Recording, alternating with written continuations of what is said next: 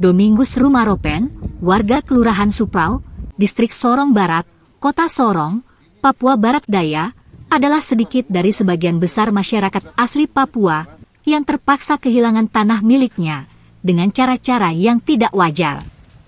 Tanah milik Domingus di pesisir Kelurahan Suprau melayang dan kini malah menjadi objek sengketa antara PT Bagus Jaya Abadi dan PT Salawati. Domingus mengakui saat pengukuran tanah, dirinya tidak pernah dilibatkan.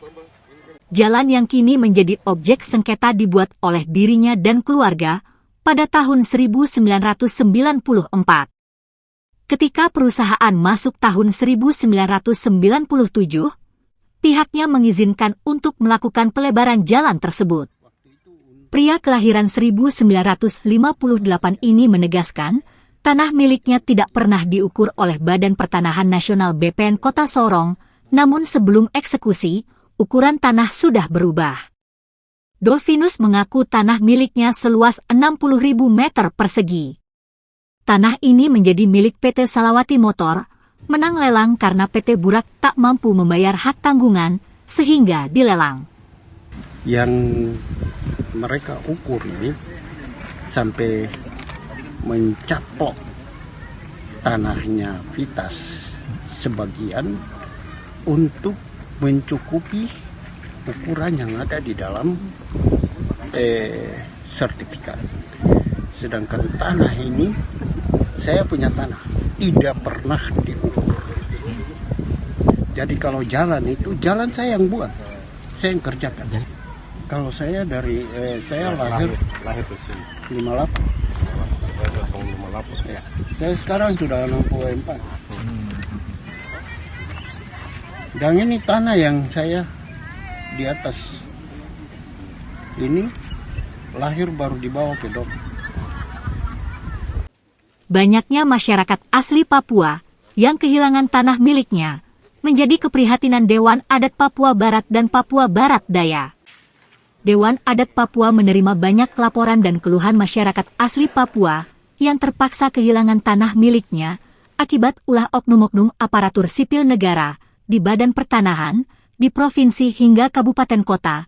Dewan Adat Papua Barat dan Papua Barat Daya memberi peringatan keras bagi oknum-oknum di Badan Pertanahan di tanah Papua untuk tidak lagi mengeluarkan sertifikat tanah tanpa melibatkan masyarakat adat. Sesuai dengan tema besar Dewan Adat Selamatkan Manusia, Tanah dan Sumber Daya Alam Papua, kami mengingatkan untuk BPN, baik yang ada di Provinsi Papua Barat, Barat Daya, dan juga kabupaten kota.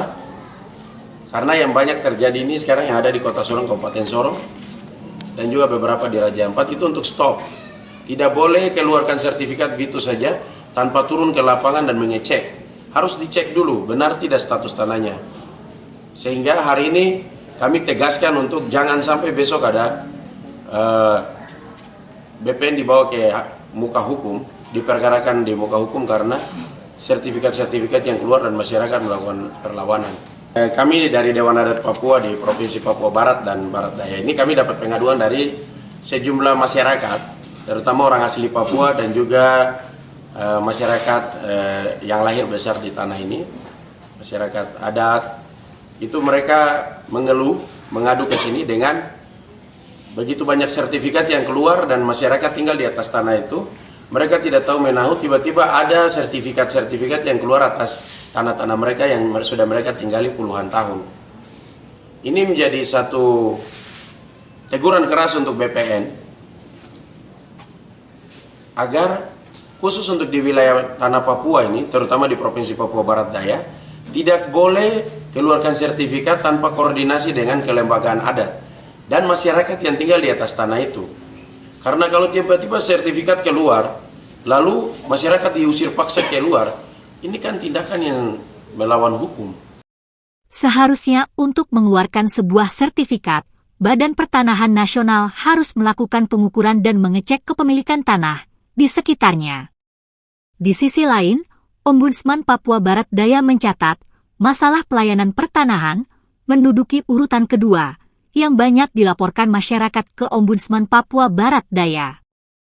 Masalah yang berkaitan dengan mekanisme sengketa internal yang selalu didorong Badan Pertanahan untuk diselesaikan lewat jalur pengadilan, padahal kesalahan itu dibuat oleh petugas Badan Pertanahan sendiri, seperti penerbitan sertifikat ganda untuk sebidang tanah. Jangan lupa like, komen dan subscribe kanal Papua Barat Daya.